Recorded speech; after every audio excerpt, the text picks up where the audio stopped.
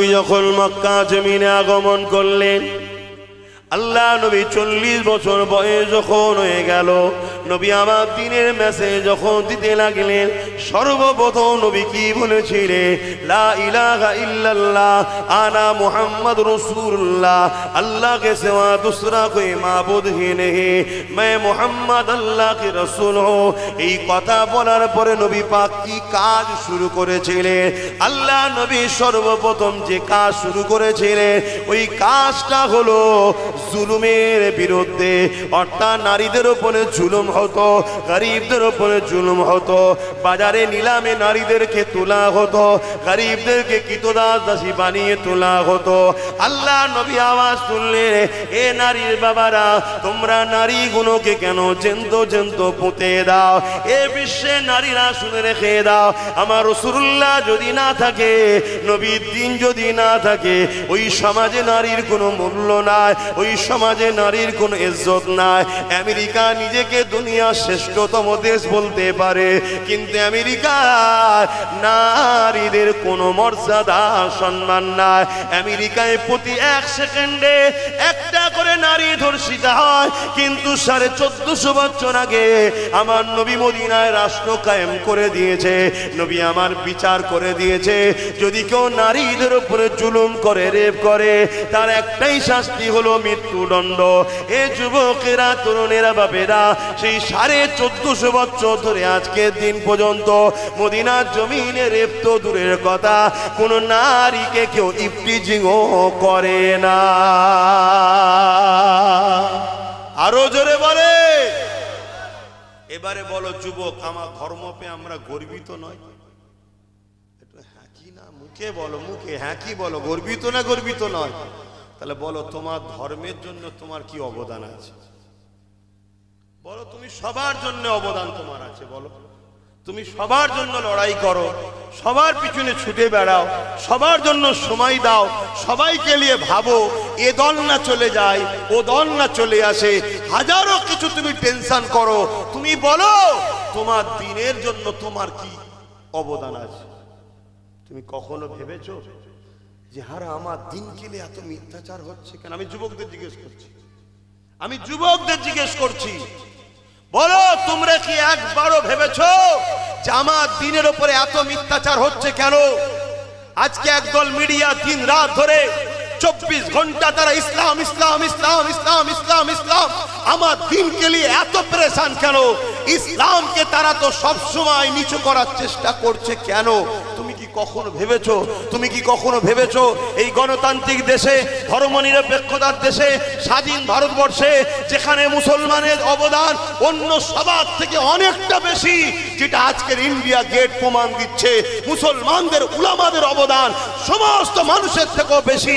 Call Delhi থেকে লাহোর পর্যন্ত প্রত্যেকটা মুসলমানকে হাফেজ আলেমদের ঘরে গাছের দুদিকে ফাঁসিতে ঝুলিয়েছে ব্রিটিশরা।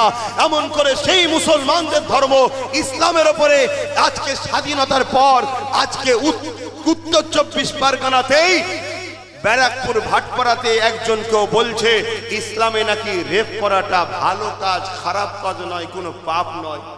এটা কেন শুনতে হচ্ছে আমাকে? বলো যুবক, কখনো কি ভেবেছো? না, কেন তোমাকে ভাবার মস্তিষ্কই আজকের ফেরাউনরা দেয়নি।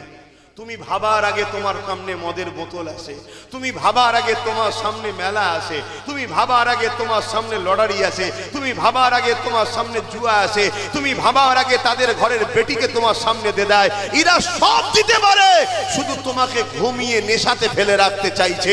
কেন? তোমরা জাগলে আচ্ছা আচ্ছা ফেরাউনের নিদ হারাম হয়ে যাবে। এ জাতিকে ঘুম পড়াও, এ জাতিকে মোহাম্মদ রসুলের থেকে সরাও, এ জাতিকে তার কোরআন থেকে দূরে রাখো, এ জাতিকে মোহাম্মদ রসুলের ওয়ারিস আলেমে হাক্কানীদের থেকে দূরে রাখো। কিন্তু তুমি আমি জানি না তোমার আমার ঘুমিয়ে থাকার দরুন তোমার আমার মা বোনের ইজ্জত লুটা হচ্ছে, তোমার আমার বেটিদের রেপ করা হচ্ছে। তুমি জানো না যেখানে পতিতালয় আছে 100টা মেয়ে থাকলে 70টা তোমার আমার কওমের আছে। কেন? তোমাকে আমাকে ঘুম পেড়িয়ে রেখা হয়েছে। তোমার আমার ঘরের বেটিরা গরিব হয়ে গেছে। কেন? তোমার জব নাই, কাজ নাই, চাকরি নাই, ব্যবসা নাই, তোমার নেতৃত্ব নাই, তুমি সমাজে একটা কীট পতঙ্গের মতো পড়ে আছো। তাই তোমার এই গাফলতির জন্য তোমার আমার ঘরের বেটিরা পতিতালয়ে গেছে পেট চালাবে ইজ্জত বিক্রি করে। সেখানে গিয়েও নিরাপদ নয়। সেখানে যখন যাচ্ছে তার কাছে যে পতিতালয়ের হেড আছে সে কাস্টমার দিচ্ছে না। কেন? তুই মুসলমান তাই তোর কাছে যাচ্ছে না। পেটের জ্বালায় তোমার ঘরের বোনটা ইসলাম পর্যন্ত ছেড়ে দিচ্ছে। তোমার হুঁশই নাই। তুমি এখানে এসে আজকে শুধু বলছো যে হুজুরের ছেলে কথা বলবে কেন। আমি যেগুলো বলছি ডাটা বলছি, ভারত সরকারের ডাটা, আমার গল্প করা কথা বলছি, তথ্য বলছি। তুমি এটা জানো আজকে তোমার আমার ঘরের বোনগুলো পড়াশোনা করছে, পুরুষরা তো পড়া ছেড়ে দিয়েছে, তবু মুসলিম নারীরা একটু পড়ার দিকে আগিয়ে আছে, তাই তো নাকি? তুমি জানো এটাকেও শেষ করার কি প্ল্যান চলছে? এটাকে শেষ করার প্ল্যান হলো মুসলিম মহিলারা যখন আমার কথায় অস্বীকার হচ্ছে, বলুন তাহলে আমি বাবারা বাবারা বাবারা বাবারা করে চলছে না, অসুবিধা কি আছে? কেন? সেদিন কেটে গেছে, আর অত ইন্টারেস্ট নেই ভাই। কথা বুঝে আসছে? কেন এখন জালিমের শুধু সাথে লড়াই নয়, এবার লড়াই আল্লাহর আযাবের আসবে আমাদের উপরে। তা তার মোকাবেলা করার আমার ক্ষমতা নেই। আল্লাহর আযাবের মোকাবেলা করতে পারি? আমি মোদির সঙ্গে মোকাবেলা করতে রাজি আছি, আমি মমতার সঙ্গে মোকাবেলা করতে রাজি আছি, আমি বুশের সঙ্গে মোকাবেলা করতে রাজি আছি, ডোনাল্ড ট্রাম্পের সঙ্গে মোকাবেলা করতে রাজি আছি। হয়তো আপনারা হাসবেন একটুখানি ছেলে, হ্যাঁ একটুখানি ছেলেই পারবে। 9 বছরের সালাউদ্দিন সেই দিনের পৃথিবীর সুপার পাওয়ার সেলিবিয়াদের বিরুদ্ধে লড়াই করে মসজিদে আকসাকে উদ্ধার করেছিল। জোরে বলুন সুবহানাল্লাহ। কেন? তার জাত সেদিন সাথ দিয়েছিল এবং তারা ঈমানদার ছিল। আলহামদুলিল্লাহ। আমি যে কথাগুলো বলছি এটা আমার জোরে বলিনি, আমার আল্লাহর উপরে ভরসা, নবীর উপরে প্রেম ও আদব ঈমানের জোরে বলছি। কিন্তু আল্লাহর গজবের মোকাবেলা করব কি করে? এখন আমাদের অনেক গাফলতি হয়ে গেছে। এই আল্লাহর গজব আসার সময় এসে গেছে আমাদের উপরে। তাহলে এবার প্রশ্ন হতে পারে, এ থেকে কি বাঁচার রাস্তা নেই? হ্যাঁ আছে। কে বলেছে নেই? আল্লাহ বলেছে লা তাখনাতু মির রাহমাতিল্লাহ, আমার রহমতে নিরাশ হয়ো না। তাহলে আমি কেন আপনাকে নিরাশ করতে যাব? কিন্তু পুরো আপনি আল্লাহ রসুল একটা ডাক দিলেন, চতুর্দিকে অনেক কটা দাগ দিল। এই টোটাল দাগ ছাড়তে হবে। টোটাল এই সিরাতুল মুস্তাকিম একটাই রাস্তা। আজ থেকে অঙ্গীকার করতে হবে আমার উঠা বসা, খাওয়া দাওয়া, চুলা ফেরা, ধর্মনীতি, সমাজনীতি, রাজনীতি, পরিবার নীতি, এডুকেশন নীতি, সম্প্রীতি নীতি, মানববন্ধন নীতি, রাষ্ট্রনীতি, সব নীতিতে একজনই মডেল হবে মুহাম্মদ সাল্লাল্লাহু আলাইহি ওয়াসাল্লাম। জোরে বলুন সুবহানাল্লাহ। অন্য কেউ নয়, কোনো পীর, পিসায়, মুফতি, মাওলানা, হযরত, আজি, গাজী কেউ আমাদের মডেল নয়। আমাদেরকে যদি মুহাম্মদ রসুল চিনাই, তাকে আমি হুজুর বলে, উস্তাদ বলে সম্মান করব, কিন্তু মডেল আমাদের একজন মুহাম্মদ সাল্লাল্লাহু আলাইহি ওয়াসাল্লাম। এই আকীদায় তুমি চলে আসো, এক্ষুনি তোমাকে গায়েবী সাহায্য করা হবে। এক্ষুনি তাতানাজ্জালু আলাইহিমুল মালায়েকা, ফেরেশতা আসবে। কে বলেছে আসবে না?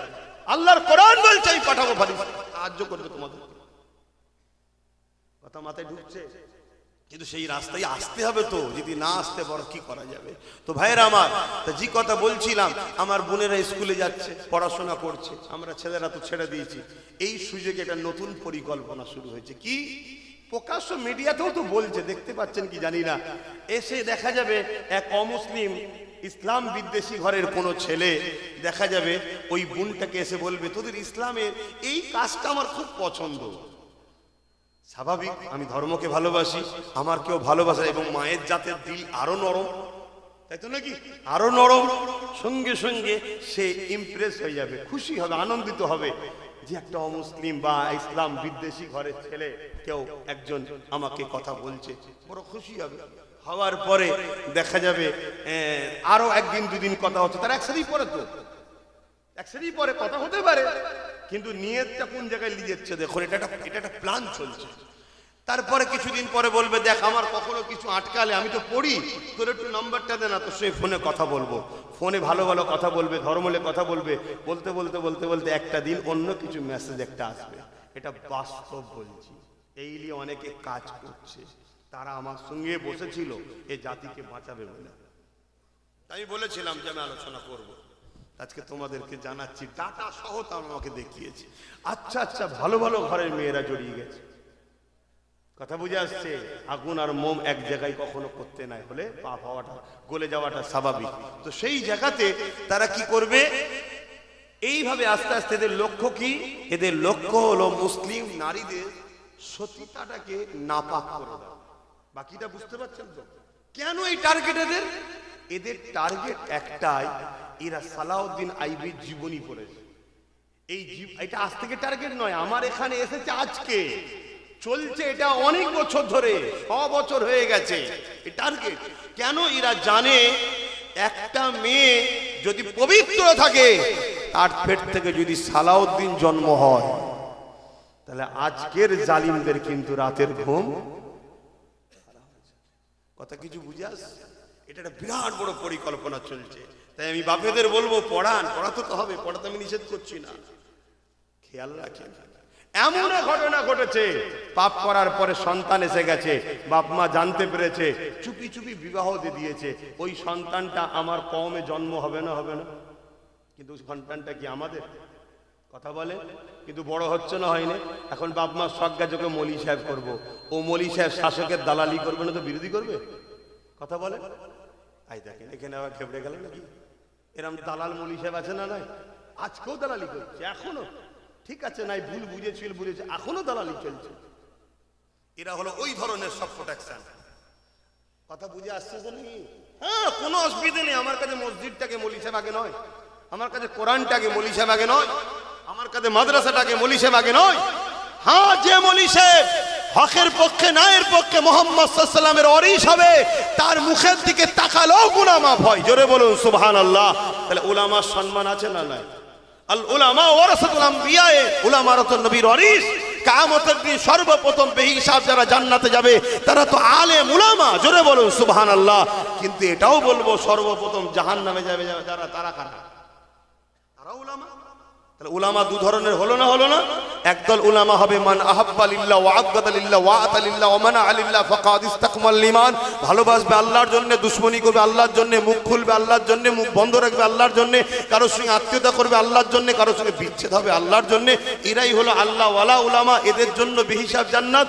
আর একদল উলামা হবে এলেম শিক্ষা অর্জন করবে, কিন্তু হতভাগা আকবরের সাথ দিয়ে অর্থ নিয়ে দ্বীনে ইলাহি কিতাব লিখবে। লিখেছে না? লেখে না? আজকেও সেরকম আছে না? নাই। হ্যাঁ, গাড়ি ভর্তি চাল এলো, মলি সাহেব মনে করছে আমার মাদ্রাসায় চলে এসেছে, দুতলা বিল্ডিংটা করে দেবো, 10 লাখ টাকা লেলাও, ভাবছে আমার হয়ে গেল। দলদাস হয়ে থাকলে হবে না, হক কথাকে বলতে হবে। কেন আজ আমার মসজিদ, মাদ্রাসা, কবরস্থান, ঈদগাহ, খানকা যাবার পিছনে যারা লিখছে তারা যতটা না দোষী, তার থেকে বেশি দোষী আমরা নিজেরা। আমরা তাদেরকে সুযোগ দিয়েছি, তাই তারা সুযোগে হাত বাড়াচ্ছে। আমরা যদি প্রথমেই হাতকে কেটে দিতাম, তাহলে এর সুযোগ তারা কখনো সাহস নিত না। আসেন বাপের, আল্লাহর কাছে জবাব দিতে হবে। মনে রাখবেন, দুনিয়া কারো জন্য চিরস্থায়ী নয়। দুনিয়া একদিন সবাইকে ছেড়ে চলে যেতে হবে। আল্লাহ পাকের কাছে জবাব সবাইকে দিতে হবে। আজ ওয়াকাবলি অনেকে চিৎকার করছে, চিৎকার করা দরকার, আমি সাপোর্ট করছি। কিন্তু মনে রাখবে, বিগত দিন 8 বছর ধরে আমি ওয়াকাবলি আওয়াজ তুলেছি, বাঁচাও মসজিদকে, বাঁচাও মাদ্রাসাকে, বাঁচাও কবরস্থানকে, বাঁচাও ঈদগাহ খানকাকে। বিগত 8 বছর ধরে আমি চিল্লাচ্ছি। এ আমার কওমের বাপেরা, ভাইয়েরা, এ শাসকরা তোমাদেরকে দেখাচ্ছে এক দাঁত, চিবোচ্ছে আর এক দাঁত দিয়ে। এরা তোমাদের মসজিদকে মিটিয়ে দিতে চাইছে, এরা তোমাদের মাদ্রাসাকে মিটিয়ে দিতে চাইছে, এরা তোমাদের কবরস্থান, ঈদগাহকে মিটিয়ে দিতে চাইছে। কারণ ওই যে 1000 বছরের কবরটা, ওই যে 1300 বছরের গুজরাটের মসজিদটা, ওই যে 1400 বছরের কেরলের চিরামান মসজিদটা, ওই যে 1000 বছরের মাদ্রাসাগুলো, প্রমাণ দিয়ে দিচ্ছে ভারতবর্ষে মুসলমান বাংলাদেশ থেকে আসেনি, ভারতবর্ষ থেকে মুসলমান পাকিস্তান থেকে আসেনি, এই বাংলাদেশ থেকে পাকিস্তান থেকে আসা নয়, এরা হাজার বছর ধরে এলাকায় আছে। তার প্রমাণ হলো হাজার বছরের মসজিদ প্রমাণ দিচ্ছে, হাজার বছরের কবরস্থান প্রমাণ দিচ্ছে, হাজার বছরের মাদ্রাসা প্রমাণ দিচ্ছে। এইগুলো যদি মিটিয়ে না দেওয়া যায় তাহলে মুসলমানকে নির্মূল করা সম্ভব হবে না, ইসলামকে মিটানো সম্ভব হবে না। এ যুবকেরা, তরুণেরা, তাই বিগত 8 বছর ধরে আমি চিৎকার দিচ্ছি, ভাই সাথ দাও, সাথ দাও, ঐক্য হও, একতা হও। কাউকে মিটাবার জন্য নয়, আমাদেরকে যারা মিটাতে চাইছে তাদের ডিফেন্সে দাঁড়াবার জন্যে। কারণ ইসলাম জুলুম করাকে ইজাজত দেয় না, ইসলাম অত্যাচার করাকে ইজাজত দেয় না, কিন্তু ইসলাম আমাদেরকে কি ইজাজত দিয়েছে সেই ইজাজতের সিস্টেমটা একটু বলে দিয়ে যায়। আল্লাহ নবী চলে যাওয়ার পর মুসাইলামাতুল কাজ্জাব নামে একটা ব্যক্তি নিজেকে নবী দাবি করে বসলো। হযরত আবু বকর সিদ্দিক খলিফা হয়েছে তখন হযরত আবু বকর সিদ্দিক সাহাবা হুজুরদের সঙ্গে পরামর্শ করে 10,000 যুবক সাহাবাদের নিয়ে মুসাইলামাতুল কাজ্জাবের উদ্দেশ্যে রওনা দিল। হযরত আবু বকর সিদ্দিক বলতে লাগলো, আমি মুসাইলামাতুল কাজ্জাবকে প্রথম বুঝাবো, যে যদি না বোঝে খাতমে নবুয়াতকে বাঁচাবার জন্য, খাতমে নবুয়াতের ইজ্জতকে রক্ষা করার জন্য এই মৃত্যু কাজ্জাবের বিরুদ্ধে আমি আবু বকর লড়াই করব। অন্যায় দেখলে প্রথম বুঝাবো, যদি না বোঝে তাহলে অন্যায়কে মিটাবার জন্য লড়াই করব। এটা শিক্ষা কার? নবী ও আল্লাহর। যে শিক্ষায় শিক্ষিত হয়েছে কারা? সাহাবা হুজুররা। জোরে বলুন সুবহানাল্লাহ। এই নওজোয়ান তরুণেরা, এদিকে ইউরোপ দুনিয়া, এদিকে ব্রিটেন, এদিকে আমল করে ইহুদি খ্রিস্টান সম্প্রদায়েরা মুসাইলামাতুল কাজ্জাবকে এক আগুন করে 90,000 সৈন্য দিয়েছে। 90,000 সেনা নিয়ে মুসাইলামাতুল কাজ্জাব তার বিরাট বাংলোর মধ্যে ঘিরে বসে রয়েছে। যেখান থেকে সে খাতমে নবুয়াতের বিরোধী করে নবী দাবি করেছে, তাকে 90,000 সৈন্য ঘিরে রেখেছে। এই 90,000 সৈন্য সাপোর্ট করছে ইসলাম বিদ্বেষী রাষ্ট্রগুলো। এই সময় আবু বকর সিদ্দিক মাত্র 10,000 যুবক সাহাবা নিয়ে গেছে। আর আজকে মুসলমানের ঘরের ছেলেদের কথা কি? আমরা তো সংখ্যায় কম, কি করে আমরা কি করব? ইতিহাস বলছে সংখ্যায় কম যেদিন আমরা ছিলাম সেদিন চুল জালিমরা আমাদের কাছে মাথা নত করত। আজ আমরা সংখ্যা বেশি হয়ে গেছে, জালিমদের কাছে আমরা গোলাম হয়ে গেছি। এ থেকে বোঝা গেছে সংখ্যা বেশি হতে পারে, এই বেশির মধ্যেই তো গাদ্দার ঢুকে রয়েছে। যেদিন সংখ্যা কম ছিল দুনিয়া আমাদের কাছে, জালিমরা আমাদের কাছে মাথা নত করত। আর আজকে সংখ্যা বেশি, আমরা জালিমদের গোলাম হয়ে গেছি। কারণ কি? আমাদের মধ্যে ঘোলা পানি ঢুকে গেছে। ঘোলা পানি বোঝেন তো নাকি? হ্যাঁ, আমার জমিন কিন্তু চাষ অন্যজন করে চলে গেছে। বাকিটা বুঝার হয় বুঝুন না, আর বেশি খুলে বলতে পারবো না। আশা করছি সব ভালোই বুঝা ছেলে নাকি? হ্যাঁ করলেই ধরে নিচ্ছে এখন কি বলতে চাইছে। আর এগুলো বুঝবেন না, কি কোম্পানি, বুঝতে পারছেন তো? বুঝতে পারছি।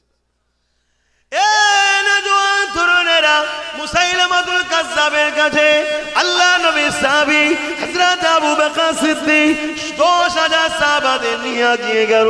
সাহাবা হুজুরকে রেখে দিয়ে হযরত আবু বকর সিদ্দিক এইভাবে আগিয়ে গেলেন। 90,000 সৈন্য নিয়ে মুসাইলামাতুল কাজ্জাব বড় অহংকারের সঙ্গে বসে রয়েছে।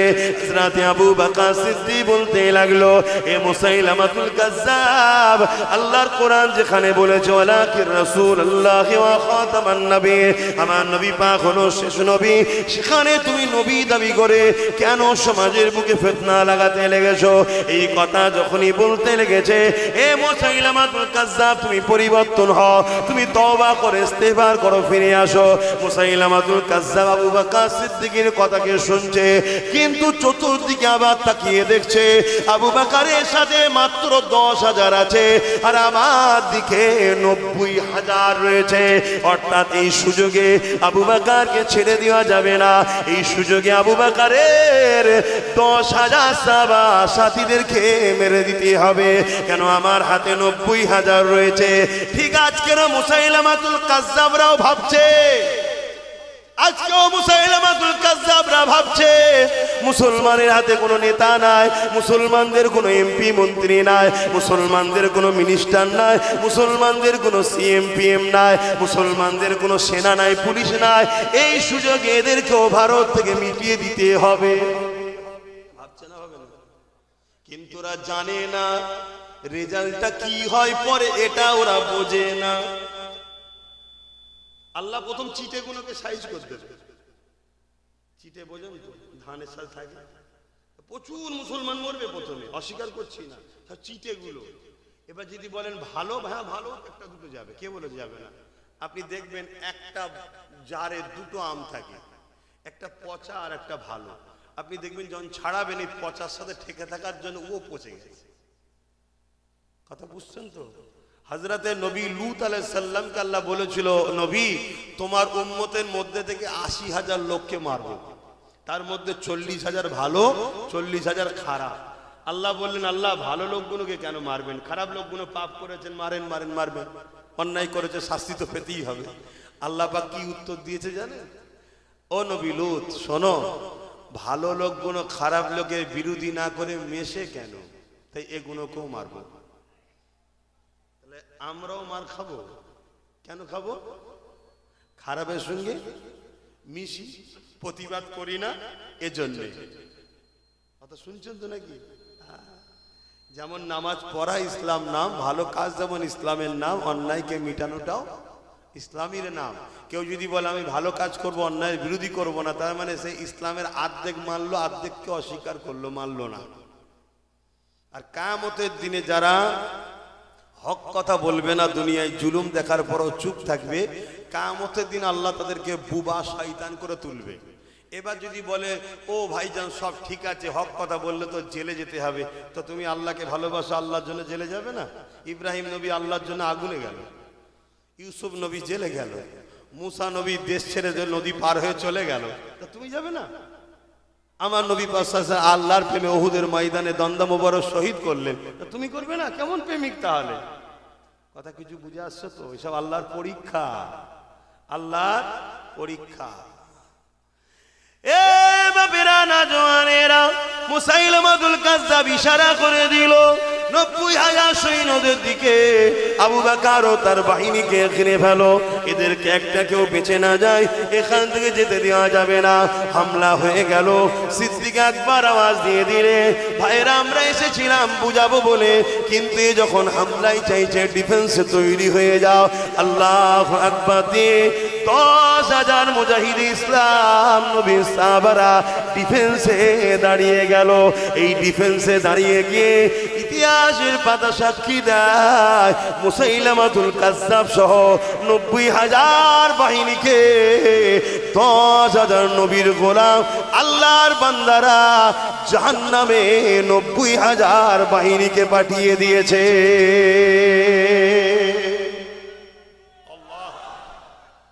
কিসের জোরে? বলুন বলুন, কিসের জোরে? এই ঈমান আমাদের আছে তো নাকি? জোরে বলেন। আমাদের যদিও বা আছে, আমাদেরই ভেতরে কিছু গাদ্দার আছে।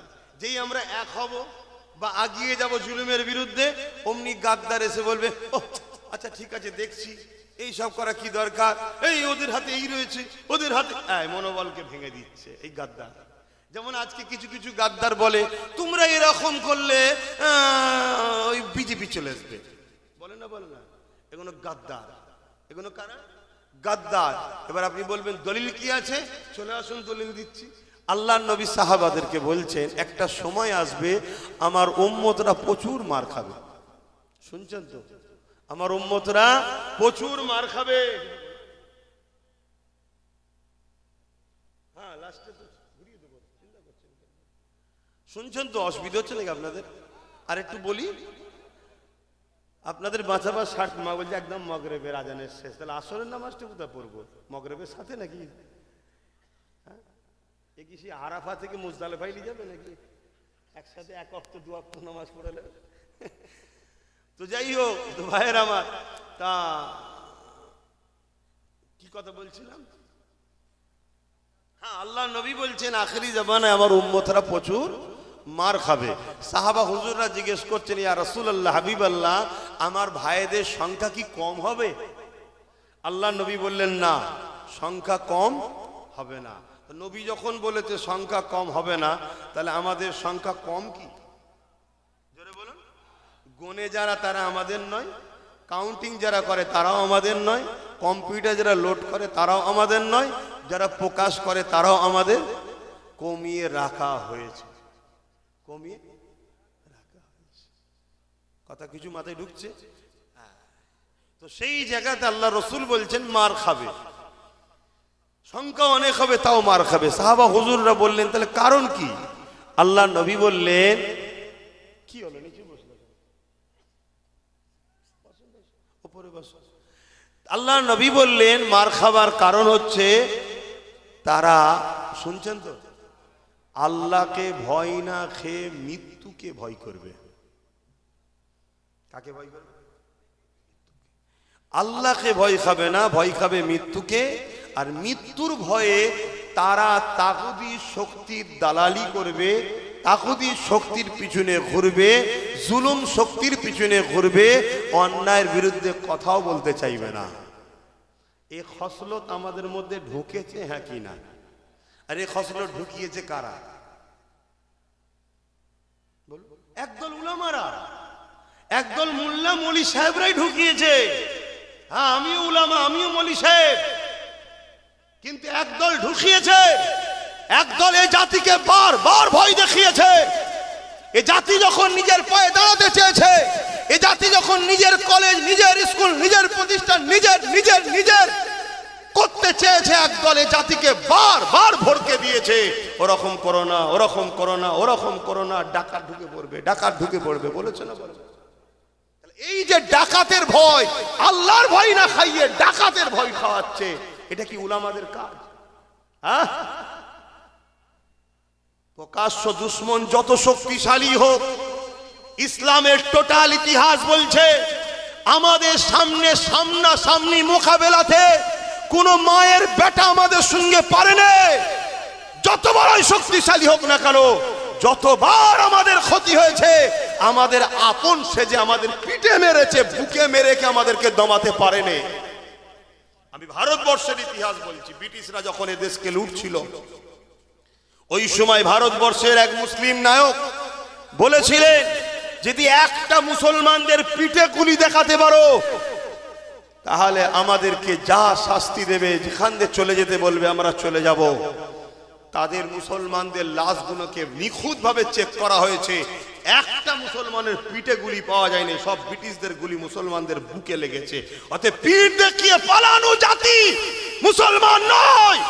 এ জাতিকে যতবার মেরেছে, বন্ধু সেজে, ছদ্মবেশী সেজে আমাদের পিঠে ছুরি মেরেছে, তার জ্বলন্ত প্রমাণ আমার রাজ্যের সরকার বিশ্বাসঘাতক করে আজকে কেন্দ্রের আইনকে মেনে নিল। না হয় ক্ষমতা ছিল না, ওরা ডাইরেক্ট এখানে এসে আমাদের উপরে জুলুম করার, আমাদের মসজিদ মাদ্রাসার উপরে জুলুম করার। কথা বুঝে আসছে না? আজকে আমাদেরকে গাদ্দারি করলো না করলো না, বিশ্বাসঘাতক করলো না করলো না। দেখুন আজ আমাদের হাতে কিছুই নেই, এমন জায়গায় নিজে দাঁড় করিয়ে দিয়েছে, আমাদের এখন কেউ নেই। বলুন, যে কটা মুসলিম দেখছি এমএলএ এমপি মন্ত্রী, একটা কেউ মুসলমান আছে কি সন্দেহ আছে? একটা যাও, যদি বাপের বেটা হয় আমার সাথে কোরআন শুনলে বসুক। ওদের দলে তো অনেক ভাড়াটিয়া মুফতি মৌলানা আছে, আমি চ্যালেঞ্জ দিচ্ছি, ব্রিকেটে বাহাসে আসো, ব্রিকেটে বাহাসে আসো, একটা কেউ মুসলমান প্রমাণ করতে পারবে কি? আমি দেখবো। কিন্তু নামের আগে সব মুসলমান আছে, নামলে কি করবেন? রাইসুল মুনাফিক আব্দুল্লাহ ইবনে উবাইকে জানেন না? হাদিস পড়েন না? জুলখাইসার তামিমি নাম শোনেন না? তারা আমার নবীর সঙ্গে নামাজ পড়েছে, নবীর সঙ্গে জিহাদে গেছে, নবীর সঙ্গে হজ করেছে, নবীর সঙ্গে রোজা রেখেছে, নবীর মজলিসে বসে কোরআন শুনেছে, দাড়ি টুপি পাগড়ি সব ছিল, তারপরও কোরআন তাদেরকে প্রকাশ্য জাহান্নাম ঘোষণা দিয়েছে। কেন? তারা শুধু উম্মতকে ধোঁকা দিবার জন্য মুসলমান সেজেছিল, আর ভেতরে ভেতরে মুসলমানের গোড়া কেটেছে। আজকে আজকে দেখুন না কি অবস্থা, এত বড় কথা হচ্ছে, কোনো মুসলমান কেউ বলতে পারলো তোর দল রইলো আমার মসজিদ মাদ্রাসাকে, সে তো আজকে হিরো হয়ে যেত, ঠিক না বেটি? আজকে কোন এক মৌলানা, আমি নাম বলবো না, তাদের পূর্বপুরুষদের অনেক ভালো লোক আছে, তাদেরকে সম্মান করি, কিন্তু কত বড় গাদ্দার চিটিংবাজ দেখুন, তার তো উচিত এই মুহূর্তে ছেড়ে চলে আসা। এই তোর দলে থাকতে পারবো না, তুই আমার মসজিদ মাদ্রাসার দুশ্মনী করলি কেন? আসতে পারছে? উপরন্ত যখন মুসলমান সংগঠিত হবে, ঐক্যবদ্ধ হবে, আদিবাসী দলিত মতুয়াদের সঙ্গে ভেতরে ভেতরে যোগাযোগ করবে যে ভাই তোরা যেখানে বেশি আমি তোদের সাপোর্ট করব, আমি যেখানে বেশি তোরা আমার সাপোর্ট করবি, এইভাবে যখন একটা বন্ধুত্ব তৈরি করব আমরা, এই গাদ্দারগুলোই সামনে আসবে, মুসলমানদের সামনে এসে বলবে ওসব করতে গেলে হবে না, ওসব করতে গেলে ডাকাত ঢুকে পড়বে। বলবে না? বলবে না? আমার কথাই কষ্ট হচ্ছে, এ কথা বুঝিয়ে আমার কিছু লাভ হচ্ছে না, আমার দুশ্মন বাড়ছে, কিন্তু তোমাদেরকে বাঁচাবার স্বার্থে বুঝাচ্ছে এখনো সময় আছে। আজ মসজিদ গেছে, মাদ্রাসা গেছে, কবরস্থান গেছে, ঈদগাহ গেছে, ফিরিয়ে আনতে হবে না? জোরে বলো, কি করে আনবেন? রাস্তায় নেবে আন্দোলন করে? আন্দোলন করে ঘরে আসবেন, আপনি আসার আগে দেখবেন পুলিশ এসে বসে আছে, কি খবর রে, অমনি তো আপনার নুগি কুতা জুতো কুতা থাকবে, খিচড়িসে থাকবে না, আপনি তো ছুটে পালালেন, ঘরে মা বোনগুলো কি হবে? কথা বলেন। তাহলে আজকে কি করবেন? রোড বন্ধ করবেন? আপনার আমার প্রতিবেশী যারা অমুসলিম ভাই আছে, আমাদেরকে ভালোবাসে না বাসে না? জোরে বলেন। যদি না ভালোবাসতো বাকি সবাই তো তাহলে ডাকাতের সাপোর্ট করতো, কেউ করেছে? তাহলে ভালোবাসে না বাসে না? তাহলে তারাও কিন্তু রোড বন্ধ করলে আস্তে আস্তে আমাদের উপরে ক্ষিপ্ত হবে, কেন তাদের যাতায়াতের অসুবিধা হচ্ছে, কে অফিসে যাচ্ছে, কে ডাক্তার দেখাতে যাচ্ছে, তাহলে কি করবে বলো? আমার যদি কথা শোনেন, আমার বুদ্ধিটা বলবো, কি করবো? এই শুনবেন না, আবার বলবেন হুজুর রাজনীতি করছে কেন? হ্যাঁ, যদি কারো মধ্যে এই কথা জাগে, তার জন্য আমার একটা উত্তর আছে। সেই উত্তর হলো এটা, আপনারা রাজনীতির নেতাগুলোকে বলবেন যে আপনারা রাজনীতি করছেন না ধর্মনীতি করছেন, কোনটা করছেন? ওদেরকে আগে জিজ্ঞেস করুন। যদি বলেন রাজনীতি করছি, তাহলে মসজিদ মাদ্রাসা কবরস্থান নিয়ে মাথা মারতে হবে না, রুজি রুটি চাকরি বাকরি নিয়ে মাথা মারে। ওদেরকে যাকে বলেন, তাহলে আমি আমার এখানে চলে আসবো, ও আমার মসজিদে হাত দেবে, তা আমি ওর গদিতে হাত দেবো না? কি তখনই তুই বলবি আমার গদিতে হাত দিলি কেন? আমি বলি মসজিদ থেকে বেরো, তুই তোর গদিতে যে বসবি না, আমি আমার গদিতে মসজিদে তসবি পড়বো? কি তুই আমার ঘরে ঢুকে গেছিস, আমি তোর ঘরে হাত দেবো? এখন প্রত্যেকটা আলেম ওলামা, ইমাম, মুফতি, মৌলানা, আমি মনে করি সবার জরুরি হয়ে গেছে মসজিদের জুম্মায় খুতবাতে দেরিও রাজনীতির কথা। কেন রাজনীতি ইসলামে আছে না নাই? জোরে বলেন। বলা দরকার, বলা দরকার। তবে এই মেসেজটা যাবে জালিম নেতাদের কাছে। এই সব মুসলমানরা বলা শুরু করেছে, তখন ওরা বলবে এটা কি হচ্ছে, তোমরা হুজুর মানুষ এরকম করছো কেন? তখন আমরা বলবো তোমরা নেতা মানুষ হুজুর হতে চাইছো কেন? তোমরা তোমার জায়গায় যাও, আমরা আমার জায়গায় থাকবো, তবেই তো সমাধান হবে। আর নচেতে সমাধানের রাস্তা নেই। বা কথা বুঝে আসছে? তা চলে আসেন, এবার আমি বলছি কি, যে পাওয়ারে ওরা আমার মসজিদ মাদ্রাসা কবরস্থান ঈদগাহ খানকাকে লিখছে, এই পাওয়ারটা কি পাওয়ার?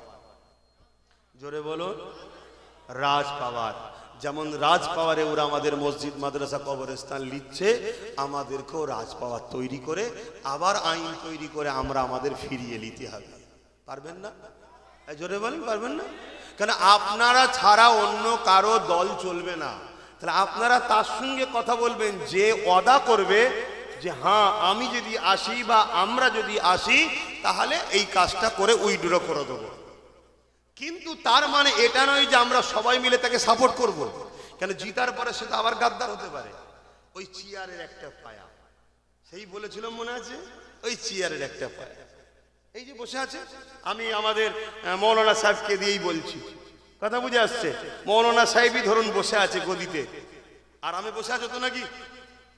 এখন তিনটে পায়া ওনার নিজের আর একটা আমাদের। উনি যদি ওইখানে বসে আমাদের বিরোধী করে, তাহলে আমরা তো এসে বলবো ওটো আমার পায়াটা খুলে নি, বসে থাকতে পারবে? তাহলে আমাদের যদি 50, 60, 70টা থাকে, বাকি তোরা যা করবি করগে, যা চারজন মিলে মারপিট করে কে কি পেয়েছিস দেখবো। এবারে যে আসবি আই, আমার পা লাগাই বস। শুনছেন তো নাকি? আমার কথা বুঝছেন তো নাকি? আর বসে যেন বলবি নি দিল্লি চল যাও, তাহলে এসে কান ধরে তুলে দেবো। শুনছেন তো নাকি? হ্যাঁ, যদি আজ আমার হাতে থাকতো কান ধরেই তুলতুন। বাপের বেটা বলে যাচ্ছি, কান ধরেই তুলে দিত। পাগলামি ধরেছিস, কথা বুঝছেন না, বোঝেন না? কিন্তু আমার কম আমার কথা শুনলো না। যদিও বা শুনেছে, ওই এক শ্রেণীর দালালদের ঘরে অর্থ দিয়ে ছেড়ে দিয়েছে। তারা যা ভয় দেখিয়েছে, এ কম সব জড়ো হয়ে গেছে। আরে একই ব্যাপার, গোডাউন একটা, শোরুম দুটো। এখানে অন্য নামে বিক্রি হচ্ছে, অন্য রাজ্যে অন্য নামে বিক্রি হচ্ছে। কি পার্থক্য আছে বলুন না? ও মাদ্রাসা ভাঙছে বোল্ডুজার দিয়ে, ও মাদ্রাসা ভাঙছে বোল্ডুজার দিয়ে। ও ওয়াকফকে নিয়ে নিল, ইও ওয়াকফকে নিয়ে নিল। আরেকটা খবর জানেন আপনারা? এটা জানেন আপনারা? যেসব মসজিদগুলো ওয়াকফে লিল্লাহ নেই, এমনি অনেক মসজিদ আছে তো নাকি, সেই মসজিদগুলোকেও সার্চ করে দেখেন, পশ্চিমবঙ্গ সরকার কালেক্টর দখল করে নিচ্ছে। আপনাদের খুঁজেই নেই, আপনি শুধু ওই কান লিগে ওর পিছনে ছুটছেন। এই যে ভেতরে ভেতরে কি ক্ষতি আপনাদের করে দিয়ে যাচ্ছে আপনারা জানেন না। আপনাদের আর একটা খবর জানেন? ওবিসি কি হয়েছে? ওবিসি, এই ওবিসি জানেন কি জিনিস?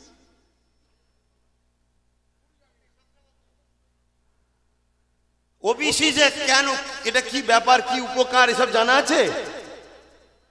মুসলিম সম্প্রদায়ের এই কোটার মাধ্যম দিয়ে শিক্ষা, চাকরি, সুব্যবস্থা করা হতো, সেটাকে রাজ্য সরকার পুরো বন্ধ করে দিয়েছে। শুনছেন তো নাকি? এমন ঘোটালা করেছে, গন্ডগোল করেছে, সব শেষ। তাহলে আমাদের উপকার করেছে তো নাকি? শুধু ভয় দেখাচ্ছে, শুধু ভয় দেখাচ্ছে। আর আমরা বীরের জাতি কাপুরুষের থেকেও খারাপ হয়ে গেলাম। মনে রেখে দেবে, আমি আবার বলছি, বুকে ছুরি মারতে কেউ আমাদের পারেনি, আর পেললেও সে যেতে কোনোদিন পারেনি। আমাদেরকে যতবার ক্ষতি করেছে, কাঁধে হাত দিয়ে বন্ধু সেজে পিছন দিয়ে ছুরি মেরেছে, এ পিছন দিয়ে মারলো ছুরিটা। কথা বুঝে আসছে তো নাকি? তো এই জায়গায় দাঁড়িয়ে থেকে আমি সাদা মাটা কথা বুঝি, আপনারা একটু সাক্ষী দেবেন। মসজিদ, মাদ্রাসা, কবরস্থান, ঈদগাহ আপনারা পক্ষে না বিরুদ্ধে? কারা পক্ষে? আল্লাহকে তুলে হাত তুলে সাক্ষী দেন। পক্ষে? এ কথা সত্য তো নাকি? হাত না বান। সত্য যদি হয়, তাহলে এর বিরুদ্ধে যারা যাবে তার সাথে আপনারা আছেন? কথা বলুন, তার সাথে আপনারা আছেন? তাহলে আমি জানতে চাইছি, কেন্দ্র সরকার আমার মসজিদ, মাদ্রাসা, কবরস্থানের পক্ষে না বিরুদ্ধে? জোরে বলবেন। আর আমার রাজ্য সরকার মসজিদ, মাদ্রাসা, কবরস্থান, ঈদগাহ, খানকার পক্ষে না বিরুদ্ধে? কারা কারা মানেন যে বিরুদ্ধে? হাত তুলে দেখান, হাত লম্বা করে তুলুন। আমি কাউকে জোর করছি? জোর করছি? হাত না বান। আমি জানতে চাইছি, নওশাদ সিদ্দিকী মসজিদ, মাদ্রাসা, কবরস্থান, ঈদগাহর পক্ষে না বিরুদ্ধে? কারা কারা পক্ষে বলছেন? হাত তুলে দেখান, হাত লম্বা করে তুলুন। আমি জোর করব না। কেউ হাত তুলতে বাকি আছে কি? হাত তুলে রাখেন, হাত তুলে রাখেন। কেউ হাত তুলতে বাকি আছে কি দেখুন, কেন গাদ্দার চিনা দরকার। দেখুন কেউ হাত তুলতে বাকি আছে, হাত নাবান। তাহলে আপনি যদি সত্যি মসজিদ মাদ্রাসার পক্ষে হন, যে মসজিদ মাদ্রাসাকে বাঁচাবার জন্য সুপ্রিম কোর্টে সাথ দিয়েছে, তাকে আরো শক্তিশালী করা দরকার আছে না? না।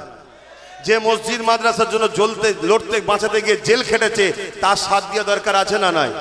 আমি আব্বাস সিদ্দিকী ধর্ম প্রচার করি, জলসা করি, আমি এদিকে আছি। ইনি মৌলানা সাহেব, ইমাম সাহেব, উনি নামাজ পড়ায়, উনি মসজিদ মাদ্রাসা চালায়। আমরা না হয় পারছি না, কিন্তু যে লড়ছে মসজিদ মাদ্রাসার জন্য, কবরস্থানের ঈদগাহর জন্য, সুপ্রিম কোর্ট পর্যন্ত কেস চালাচ্ছে এখনো, তার সাথ দিয়ে আমাদের ইমানি দায়িত্ব আছে না? নাই। এবার এই দায়িত্বে যদি আমার পাড়ার কোনো দু চারটে মুনাফেক মুসলমান বলে না মসজিদ মাদ্রাসার দুশ্মন, যে তার সাথ দিতে হবে, আগে এই কাঁটাগুলোকে পরিষ্কার করতে হবে। এই গাদ্দার গুলোর জন্যই আজকে আমরা শেষ হয়েছি। মুসলিম এলাকায় আইএস আছে, মুসলিম এলাকায় আইপিএস আছে, মুসলিম এলাকায় ডাব্লিউবিএসএস পড়া লোক আছে, মুসলিম এলাকায় কোন জজ চাকরি পেয়েছে আছে, মুসলিম এলাকায় কোন ডিএম আছে, মুসলিম এলাকায় কোন বিজ্ঞানী বড় বড় সায়েন্টিস্ট আছে। কিন্তু মুসলিম এলাকায় ঘুরে ঘুরে দেখো গুন্ডা পাওয়া যাবে, গুন্ডা। আর এই গুন্ডাগুলো করেছে কারা? এই তথাকথিত সেকুলার নামে রাজনীতির রুটি শাকার জন্য গুন্ডা তৈরি করেছে বাকি মুসলমানগুলোকে কন্ট্রোল করার জন্য। কিন্তু তোমরা হুঁশ নাই, তোমাদের নামগুলো সব রেড জোনে উঠছে, গুগলে সাবমিট হচ্ছে যে এই মুসলিম এলাকাগুলোয় সমাজ বিরোধীরা থাকে, গুন্ডা থাকে।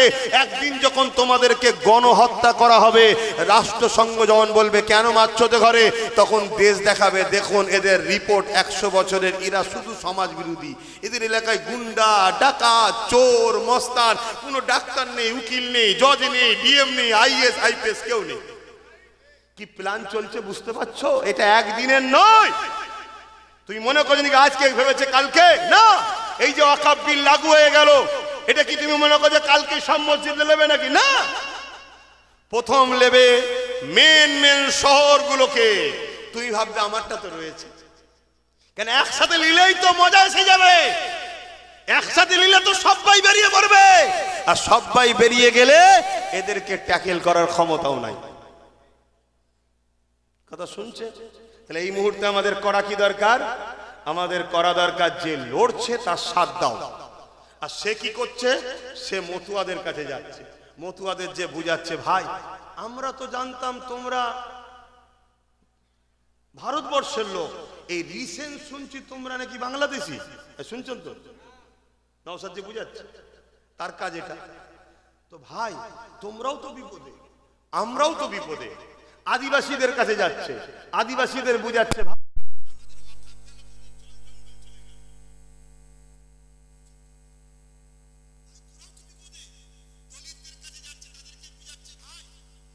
সময় তুই হিন্দু, ভোট মিটে যাবার পর তুই অছুত, তোর ছেলে ঘোড়ার পিঠে করে বে করতে গেলে মেরে ফেলছে, তোর ছেলে কারো পাত্রে হাত দিলে মেরে ফেলছে, এভাবে তাকে বুঝাচ্ছে। শুনছেন তো নাকি?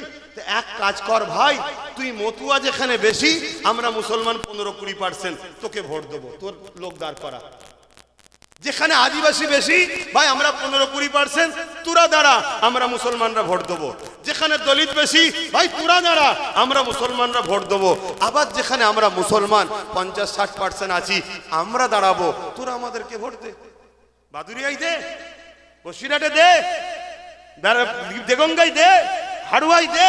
এভাবে একটা সেটিং তৈরি করে ও চাইছে একটা পাওয়ার তৈরি করব, যাতে করে প্রত্যেকটা গরিব অসহায় মানুষ সংবিধান যা অধিকার দিয়েছে অধিকার থেকে বাঁচতে পারে। এর জন্য আমার কমসে কম কমের মানুষের কাছে, আমার ভালোবাসার মানুষের কাছে কথা, ওর সাথ দেওয়া দরকার আছে না নাই? আমি কি ভুল বলছি? রাগ হচ্ছে আপনাদের? এখন সব মাখামাখি হয়ে গেছে, কে নেতা কে হুজুর আর বোঝা মুশকিল, সব মুখে মুখ দিয়ে গো গো গো করছে। এখন ওসব দেখাতে কি নেই আর, ধর্মনীতি রাজনীতি সব এখন মিছে খিচড়ি টাইপের হয়ে গেছে। এই ভুল বলছি নাকি? হ্যাঁ, অতএব তাহলে সেই জায়গায় আপনারা আমার সাথে কারা সহমত একটু হাত তুলে আল্লাহকে সাক্ষী দেবেন। সহমত তো নাকি? ধোকা দেবেন না তো? সহমত তো নাকি? হাত লম্বা করে তুলেছেন, আলহামদুলিল্লাহ। কারা হাত তোলেন একটু শুধু দেখে নেবেন, কারা হাত তোলেন শুধু একটু দেখে নেবেন। তাকে কিছু বলবো না আমরা, আমরা জালিমের পক্ষে নয়, আমরা জুলুম করার বিশ্বাসী নয়। হাত নাবান, আমরা বিশ্বাসী কি? আমরা শুধু চিনে নেব যে ভাই তুই মসজিদ মাদ্রাসার পক্ষে নয়, বাস তোর জানাজাটা তুই একাই করে নিস। শুনছেন তো নাকি? আমার কথা কি আপনাদের কষ্ট লাগলো? লাগলে আব্বাস সিদ্দিকীর থেকে দূরে সরে যান। ওপেন কথা, আমি কারো খাই না, কারো ধার ধরি না। আমি যে কথা বলছি আল্লাহর সৃষ্টি মানুষকে বাঁচাবার জন্য এবং আল্লাহর ঘর মসজিদ মাদ্রাসা কবরস্থান দিনকে বাঁচাবার জন্য বলছি। বলার অধিকার আছে না নাই? এ কথা বলতে গিয়ে এক জায়গায় বলেছিলাম যে ভোট দিয়া অমুক অমুককে হারাম, সব কেটে বাদ দিয়ে শুধু একটা কথা ছড়িয়েছে, টিএমসি কে ভোট দিয়া হারাম আব্বাস সিদ্দিকী বলছে। দেখেছেন তো নাকি? বলেছি ভোট দিলে ইমান চলে যাবে। কি বলেছি বলবেন তো? ইমান চলে যাবে। এই কথাটুকু কেটে ছড়াচ্ছে। একটু আপনারা পুরোটা শুনবেন কি? পুরোটা শোনা দরকার আছে না নাই? বিশেষ করে আপনাদের এই বসিরহাট সাব ডিভিশনে একটু বেশি করে ছড়াচ্ছে। কথা বুঝে আসছে? কারা করছে সেটাও জানি। কথা বুঝে আসছে? কেন অনেক সময় চাল আলু পেঁয়াজ ইটা সেটা পাই, তো এই জন্য একটু করতে হয়, না করলেও নয়। ওপর থেকে একটা ইশারা আছে, কি গো আমরা বিপদে, তোমরা একটু দেখবে না। কথা বুঝে আসছে তো নাকি? এজন্য চেষ্টা করছে, কিন্তু সত্য মিথ্যাটা জানা দরকার আছে না নাই? তাই যদি শুনতে চান তাহলে কারা কারা শুনতে চান একটু হাত তুলুন। সবাই যখন শুনতে চাইছে আমার বলা দরকার, সবাই যদি শুনতে না চাই তো বলার প্রয়োজনও নাই। একটু সালামটা তার আগে পড়ে নি, ইয়া নবী সালাম।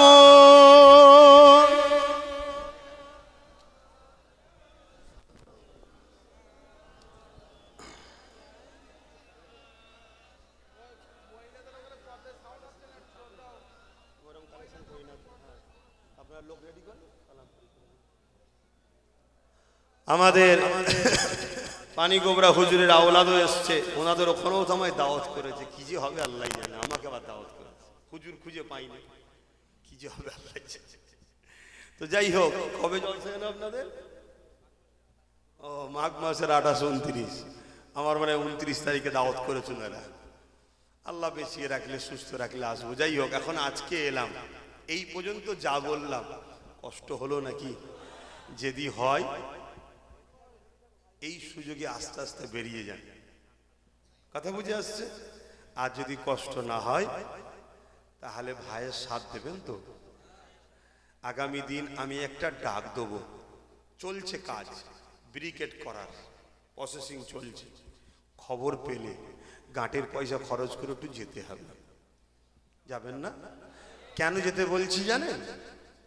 মাথা যত বাড়বে, ভিড় যত বাড়বে, জালিম তত ঘাবড়াবে। কথা বুঝে আসছে? এজন্যে আপনাদের বলছি, মাথা বাড়ানো দরকার, ভিড় বাড়ানো দরকার। কেন? আন্দোলনই বিপ্লব তৈরি করে, আর বিপ্লবী জুলুমকে খতম করে। কথা বুঝে আসছে? আমি এতক্ষণ ধরে যা ওয়াজ করেছি আপনাদের, হ্যাঁ বললে তাকেই পাঠাবো এবারে, শুনছেন তো নাকি? আমরা এটা ইতিহাস জানি, যত আমরা সংগঠিত হব, ঐক্য হব, তত একে অপরকে দেখে আমাদের মধ্যে আত্মবিশ্বাসটাও জন্মাবে। ঠিক না বেটি? হ্যাঁ। তো সেই জায়গাতে আমাদের দায়িত্ব, আমাদের অকাব, আমাদের মসজিদ, মাদ্রাসা, কবরস্থান, ঈদগাহ, খানকাকে যে লুটতে চাইবে তাকে আমরা ছাড়বো না। ঠিক না বেটি? সে যত বড় সুপার পাওয়ার হোক না কেন, কেন কোনো পাওয়ারই চিরস্থায়ী নয়। একমাত্র একজনেরই পাওয়ার চিরস্থায়ী, যিনি হলেন আল্লাহ সাইয়্যুল কাদির, যিনি একমাত্র শক্তিমান। জোরে বলুন সুবহানাল্লাহ। যিনি আমাদেরই ইমানের পরীক্ষার জন্য জালিমদেরকে বসিয়েছে। অতএব এই জায়গায় আমরা ফেল হয়ে গেলে হবে না, আমাদেরকে পরীক্ষা মজবুতির সাথে দিতে হবে। তো যাই হোক, আসেন সকলে উচ্চ আওয়াজে জবান খুলে সালাত ও সালাম পাঠ করব, সকলে পড়েন। এবং আমি একটা নম্বর দেবো, নম্বরটাও রাখবেন। অনেকে আমার নামে মিথ্যা প্রচারও করতে পারে, এ ডেট ও ডেট করে আপনাদের বিভ্রান্তিতে ফেলতে পারে।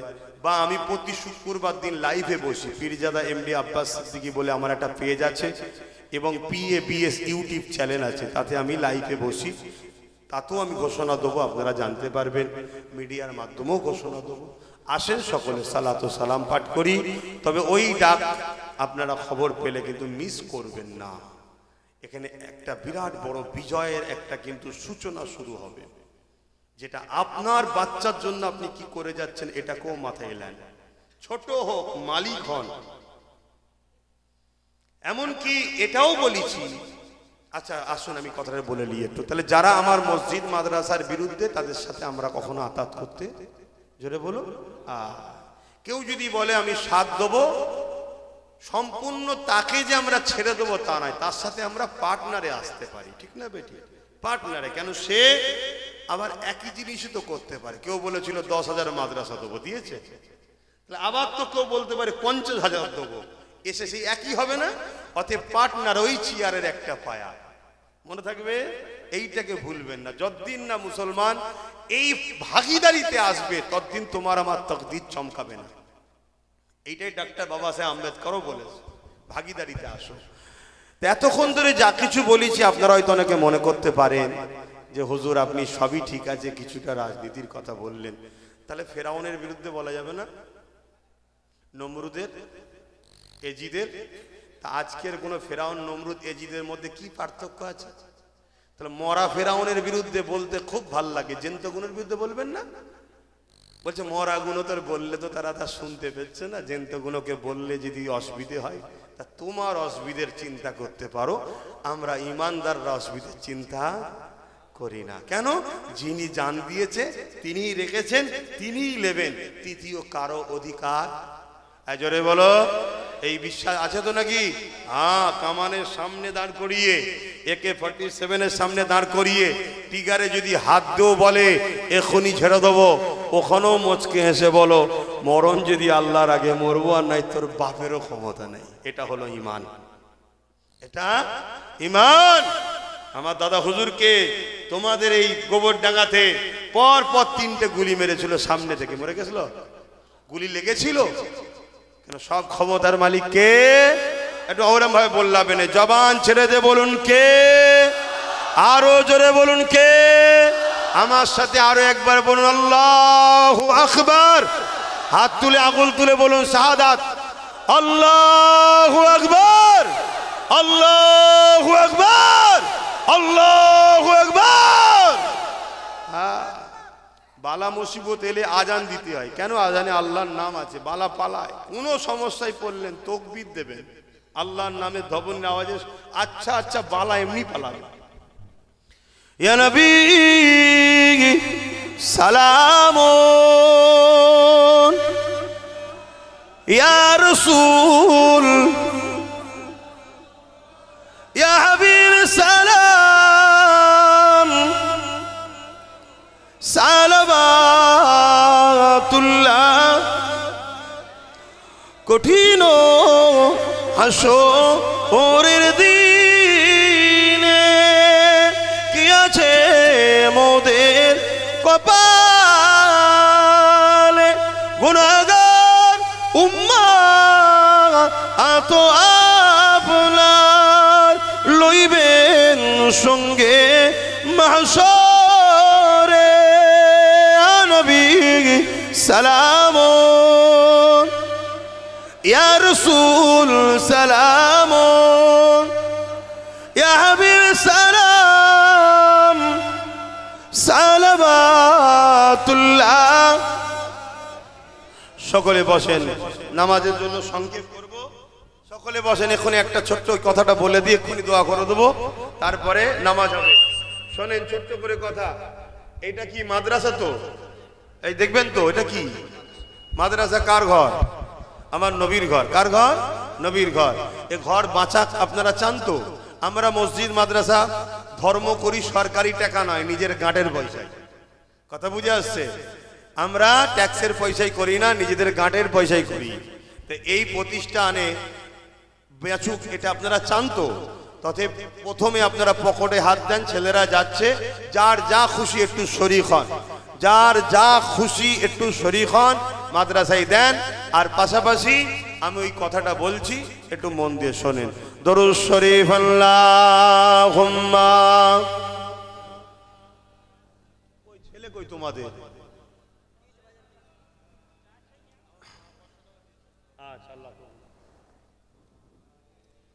বাকিরা কেউ উঠাউটি করবেন না, আদবে আউলিয়া তৈরি হয়। एक मैं नहीं उन पर कुर्बान ज़माना है, एक मैं नहीं उन पर कुर्बान ज़माना है, एक मैं नहीं उन पर कुर्बान ज़माना है, कि मैं नहीं उन पर कुर्बान ज़माना है, जो रब दो आलम का, जो रब दो आलम का महबूब गाना है, एक मैं नहीं उन पर कुर्बान ज़माना है।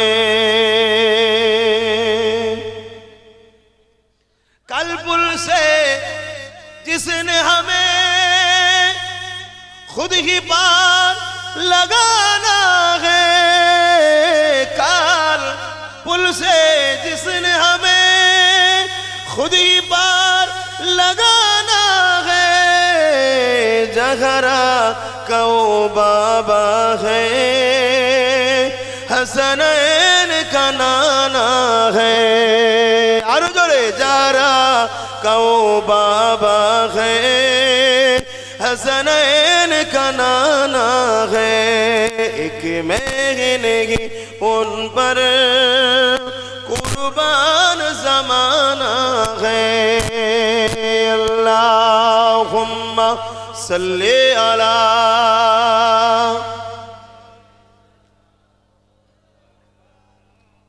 अल्लाह अल्लाह अल्लाह।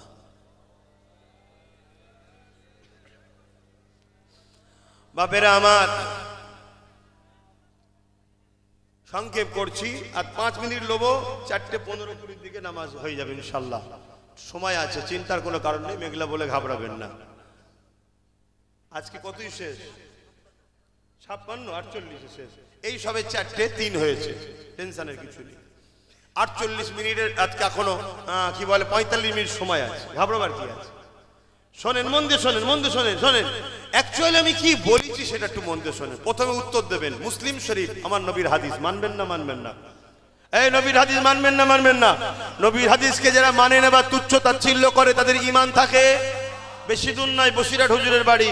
আরে কি বলে পশ্চিম, আপনারা উত্তর 24 পরগনার মানুষ সৌভাগ্যবান, এত বড় হাদিসের হাফেজকে আপনারা বুকে পেয়েছেন। জোরে বলুন সুবহানাল্লাহ। আল্লাহ কি নিয়ামত করেছে। তো যাই হোক, মিশকাত শরীফের মুসলিম শরীফের হাদিস, রাসূল বলছেন অন্যায় দেখলে হাত দিয়ে রোকো। নবী কি বলছেন? অন্যায় দেখলে হাত দিয়ে রোকো। যদি হাত দিয়ে রুখতে না পারো, মুখ দিয়ে প্রতিবাদ করো। যদি মুখ দিয়ে প্রতিবাদ করতে না পারো, অন্তর থেকে ঘৃণা করে দূরে সরে যাও। যদি ঘৃণা করে দূরে সরতে না পারো, তার মধ্যে আর ঈমান নাই। কিন্তু ঘৃণা করে যে দূরে সরে যায়, এর মধ্যে ঈমান আছে, কিন্তু রাসূল বলছেন এই ঈমানটা বড় দুর্বল, বড় দুর্বল। তাহলে নাম্বার 1, অন্যায় দেখলে হাত দিয়ে রোখো, এটা হলো এ ক্যাটাগরির ঈমান। নাম্বার 2, যদি হাতে রুখতে না পারো, মুখ দিয়ে প্রতিবাদ করো, এটা দ্বিতীয় স্তরের ঈমান। যদি মুখ দিয়ে প্রতিবাদ করতে না পারো, অন্তর থেকে ঘৃণা করে দূরে সরে যাও, এটা একেবারে দুর্বল ও শেষ স্তরের ঈমান, কিন্তু ঈমান আছে। কথা বুঝে আসছে? কিন্তু যদি কেউ অন্যায় দেখে হাত দিয়ে রুখলো না, মুখ দিয়ে প্রতিবাদও করলো না, অন্তর থেকে ঘৃণা করলো না, উপরন্ত অন্যায়কে সাপোর্ট করলো, তার মধ্যে ঈমান থাকবে? আর একটু চলে আসেন মিশকাত শরীফের হাদিস, রাসূল বলছেন কেউ জালিম জানার পরও, শুনছো তো ভাই, কেউ জালিম জানার পরও তুমি তাকে শক্তিশালী করার জন্য যদি সাথ দাও, আল্লাহ রাসূল বলছেন ওই উম্মত, ওই মুসলমান ইসলাম থেকে বেরিয়ে যাবে। যে ইসলাম থেকে বেরিয়ে যায় তার ঈমান থাকে? শোনো মন দিয়ে, মরণ হবে আজ নয় কাল, কবরে কিভাবে জবাব দেবে আখেরাতে ভাবো। তাহলে অন্যায় দেখলে হাত দিয়ে রাখো। কেন্দ্র সরকার যে ওয়াকফ কালা কানুন করেছে, না নাই করেছে, না অন্যায় করেছে? রাসূলুল্লাহর হাদিস, হাত দিয়ে রুখতে হবে। যদি হাতে রুখতে না পারি, মুখ দিয়ে প্রতিবাদ করতে হবে। যদি মুখে প্রতিবাদ করতে না পারি, কেন্দ্র সরকারকে ঘৃণা করে দূরে সরে যেতে হবে। তা না করে কোনো মুসলমান যদি কেন্দ্র সরকারকে ভোট দেয়, তার মধ্যে কি ঈমান আছে? জোরে বলুন, আওয়াজ দিয়ে বলুন। আল্লাহ রাসূল বললেন যে জালিম, তাকে যদি কেউ সহযোগিতা করে শক্তিশালী করার জন্য, সে ইসলাম থেকে বেরিয়ে যাবে। কেন্দ্র সরকারকে কেউ যদি ভোট দিয়ে শক্তিশালী করতে চায়, তার কি ঈমান থাকবে? ইসলামে থাকবে? মনে রাখবেন, এই কথাটা আমি প্রথম বলেছি, এই কথাটা আমি প্রথম বলেছি, এটাকে কেটে বাদ দিয়েছি। দ্বিতীয় নম্বর, আমি বলেছি কেন্দ্র সরকারের সাহায্য দেবে। যদি কেউ বলে ওয়াকফের আন্দোলন এখানে চলবে না, দিল্লি যাও, এ লোকটা মসজিদের পক্ষে না বিরুদ্ধে? এই নাই বললো না, অন্যায় বললো, এরও বিরুদ্ধে হাত দিয়ে লড়তে হবে না, হবে না? অন্তর দিয়ে ঘৃণা করতে হবে না, হবে না? মুখ দিয়ে প্রতিবাদ করতে হবে না, হবে না? যদি তাও না পারো, অন্তর দিয়ে ঘৃণা করো। তা না করে কেউ যদি একে ভোট দেয়, তারও ঈমান থাকতে। কিন্তু রাসূল বললেন যে জালিম, জানার পরে তাকে যদি তুমি শক্তিশালী করার জন্য সাথ দাও তাহলে তোমার ইসলাম থেকে বেরিয়ে যাবে। আজকে রাজ্য সরকার সে মসজিদের জন্য আন্দোলন করছে যারা, তাদেরকে কেস দিয়েছে না দেয়নি? দিল্লি যেতে বলেছে না বলেনি? তাহলে বলুন এ জালিম না জালিম নয়? সবচেয়ে বড় বিষয় হলো রাজ্য সরকার বলেছে কোরআন শেষ হয়ে যাবে, আমার উন্নতি শেষ হবে না। এই কথাটাকে তোমরা মেনে নাও। জোরে বলো, কোরআন কি শেষ হবে? শেষ হবে? আরে তুই মরে ভূত হয়ে যাবি রে জাহান্নামী, আমার কোরআন মিটবে না। জোরে বলুন সুবহানাল্লাহ। হ্যাঁ তো বড় কথা বলছি, কি করবে মেরে দেবে মেরে। আমরা মরণের জন্য কখনো ভয় করি না, মরণকে আমরা গলায় নিতে চাই, কেন মরণের পরেই নবী কামলিওয়ালার কবরে দিদার হয়। জোরে বলুন সুবহানাল্লাহ। ক্ষমতা পেয়ে যদি মনে করো, ক্ষমতা পেয়ে যদি মনে করো আমি যা খুশি তাই করে নেব, অত সহজ নয়। কিছু দালালকে হয়তো কিনে নিতে পারো, ইমানদারকে কিনতে পারবে না। আস্তে শুনছে? তাহলে সেই জায়গায় বলুন, যে বলবে কোরআন শেষ হয়ে যাবে এটা ঠিক বলেছে না অন্যায়? তাহলে অন্যায়ের বিরুদ্ধে হাত দিয়ে লড়তে হবে না? হবে না? নবীর হাদিস মুখ দিয়ে প্রতিবাদ করতে হবে না? হবে না? মুখ যদি প্রতিবাদ করতে না পারো অন্তত ঘৃণার দরকার আছে না নাই? যদি ঘৃণা করতে নাও পারো তাহলে তা না করে তাকে যদি ভোট দাও, তুমি মুসলমান দাবি করছো, তোমার কবরে 99টা সাপ দেবে, কালা কানা ফেরেশতাদের পিটাবে, তোমার ঠিকানা জাহান্নামে হবে। কেন? তুমি বেঈমান, গাদ্দার, ইসলামের দুশমন তুমি। এই কথাটা বলেছি। এটার পরে আরো কয়েকটা কথা বলেছি। এ প্ল্যান মাফিক আমাদেরকে প্রসাদ খাওয়াতে চেয়েছে না চাইলে? এই প্রসাদ খেলে ইমান দেখবে? আমার অন্য ভাইয়েরা যেমন অনেক খাদ্যকে অপছন্দ করে, ওটা আমার ধর্মে নিষেধ আছে, ঠিক না বেটি? তারপরে আরো অনেক কথা। আমি এরপরও একটা শেষ কথা বলেছি, কি জানেন? এরপরও আমি বলেছি যদি কেউ মনে করে যে বিজেপিকে রুখতে গেলে রাজ্য সরকারকে দরকার, তাহলে রাজ্য সরকারকে প্রথম ক্ষমা চাইতে বল যে কোরআন শেষে বলা আমার ভুল হয়েছে, দিল্লি চলে যাও বলা ভুল হয়েছে, প্রসাদ খাওয়ানোর চক্রান্ত ভুল হয়েছে, ধর্ম যার যার উৎসব সবার কথা বললে শিরক হবে, ঈমান চলে যাবে, কথা বলা ভুল হয়েছে। তাহলে একে ক্ষমা চাইতে বল, এবং চেয়ারের একটা পা যদি আমাদেরকে সত্যি ভালো চায় তাহলে আমাদেরকে সাথে নিতে হবে, ঠিক না বেটি? এই বিজেপি এসে কাদের ক্ষতি করছে? মুসলমানদের তো। জোরে বলে, মসজিদ মাদ্রাসা ভাঙছে তো, তাহলে আমার উপরে যখন ক্ষতি হচ্ছে তো তোমার বুকে অত আমাদের যদি দরদি থাকে তাহলে আমাদেরকে পার্টনারে নিতে হবে, ঠিক না বেটি? তাতে ভাগিদারিতে 10% হলেও দাও, একসাথে থাকবো। ওই চেয়ারে 3টে পায়া, বসো তুমি, কিন্তু পায়া আমার একটা থাকবে। কেন? তুমি আজ ক্ষমা চেয়ে কালকে যে আবার কি মুখ দেখাবে, কি মুখোশ তোমার যে দেখাবে বোঝা বড় মুশকিল, ঠিক না বেটি? এই কথাগুলো বলা কি আমার ভুল হয়েছে? কিন্তু প্রথমে ওকে ক্ষমা চাইতে হবে যে কথাগুলো বলেছে। যদি না ক্ষমা চাই, কোনো মুসলমান যদি একে ভোট দেয় তার ঈমান থাকবে না। কেন? ভোট দেওয়া হলো সাপোর্ট করা, শাহাদাত দিয়া, সাক্ষী দেওয়া। শুনছেন তো নাকি? আমি আবার বলে যাচ্ছি, যদি ভুলই বলে থাকি তা মৌলী সাহেব লাও না, আসো না দেখি, আমি ঠিকঠাক শিখিয়ে দাও না। এই কথা বুঝছেন না? বোঝেন না? এইটাকে কেটে আর একজন বুজুর্গ, একজন বয়স্ক প্রবীণ আলেমের সাথে সেটিং করেছে, করে বলছে দেখো ইনি বলছে ভোট দিতে, ইনি বলছে না। আরে উনি কবে বলেছে? যখন ইনি দিল্লি চলে যাও বলেনে তার আগে বলেছে। ইনি যখন বলেনে কোরআন শেষ হয়ে যাবে তার আগে বলেছে। ইনি যখন বলেছিল 10,000 মাদ্রাসা দেবো, উনি তখন বলেছে মাদ্রাসার ভালো হবে তো সাথ দে। শুনছেন তো নাকি? হ্যাঁ, তাহলে কবেকারের কথা তুমি জুড়ছো কোথায়? এটা মসজিদ তো নাকি? একে সম্মান করতে হবে না? না, কিন্তু এটা যদি কেউ দখল করে ক্লাব করে দেয় সম্মান করা যাবে? তো যতদিন মসজিদ সম্মান করতে হবে, যতদিন তোমাকে ভালো দেখেছি ভালোবেসেছি বলেছে তো, কিন্তু যখন তোমার মধ্যে হাকিকাতটা প্রকাশ পেয়েছে, ওরে সর্বনাশ, শুধু বিষাক্ত কয়জন, তাহলে আর মানা যাবে? এইটাই হলো আব্বাস সিদ্দিকীর মূল কথা। এরপরেও বলেছি ওকে ক্ষমা চাইতে বল, আলাদা কথা। ও ক্ষমা চাইবে না, তুমি মুসলমানও সাথ দেবে, তার মানে আল্লাহ রসুলের থেকে তুমি ওকে প্রাধান্য বেশি দিচ্ছ। আল্লাহর কোরআন সূরা বাকারাতে বলছে, আমি আর আমার হাবিবের থেকে যাকে তোরা প্রাধান্য দিবি তার হাতে আমি আল্লাহ তোদেরকে মিটাবো। কোন ছেলে যদি বাপ মাকে আল্লাহ রসুলের থেকে বেশি প্রাধান্য দেয়, ওই বাপ মা ছেলের দুশ্মন হবে। কোন ছেলেকে যদি বাপ মা আল্লাহ রসুলের থেকে বেশি প্রাধান্য দেয়, ওই ছেলের হাতেই বাপ মাকে মার খেতে হবে। এই কথা শুনছেন না শোনেননি? তাহলে সেই জায়গায় আজ যদি আমরা একে প্রাধান্য দিই, এ আরো বড় ইসলাম বিদ্বেষী হবে। আজ যদি একে আমরা টাইটে রাখি, একে যদি জবাব দিই, আগামী দিন আমাদের ভোটলি, আমাদের সিল, আমাদের নোরা, আমাদের ভাঙবো দাঁতের গোড়া, এই সাহসটা দেখাবার কেউ মাথায় ঢুকছে। সব শেষে একটা কথা বলে যাচ্ছি, আবার যে লড়ছে সুপ্রিম কোর্টে, যে নবী বংশের ছেলে, কুরাইশ ঘরের ছেলে, তার সাথ দেওয়া দরকার আছে না নাই? বাস, যদি আমায় ভালোবাসো, এই কথাগুলো তোমাদের কাছে বলে গেলাম, মাথায় থাকবে তো? মাথায় থাকবে তো? হাত তুলে বলো মাথায় থাকবে তো? হাত লম্বা করে বলো মাথায় থাকবে তো? বলো ইনশাআল্লাহ। ভয় আল্লাহ ছাড়া কাউকে খাবে না। সংক্ষেপ করছি, আসেন তওবা করি। বিসমিল্লাহির রহমানির রহিম। আল্লাহ তাআলা, আমি জানা অজানা, ইচ্ছা ও ইচ্ছা সকল গুনাহ হইতে তওবা করিতেছি। আস্তাগফিরুল্লাহ রাব্বি মিন কুল্লি যামবি ওয়া আতুবু ইলাইহি ওয়া আশহাদু আল্লা ইলাহা ইল্লাল্লাহু ওয়াহদাহু লা শারীকা লাহু ওয়া আশহাদু আন্না মুহাম্মাদান আবদুহু ওয়া রাসূলুহু লা ইলাহা ইল্লাল্লাহ মুহাম্মাদুর রাসূলুল্লাহ সাল্লাল্লাহু আলাইহি ওয়াসাল্লাম। আমার আব্বা, আমার মা বোন, আমার ভাইরা, সাবধান, সতর্ক হও। মায়েরা, 1000-1200 টাকাতে বিক্রি হবেন না।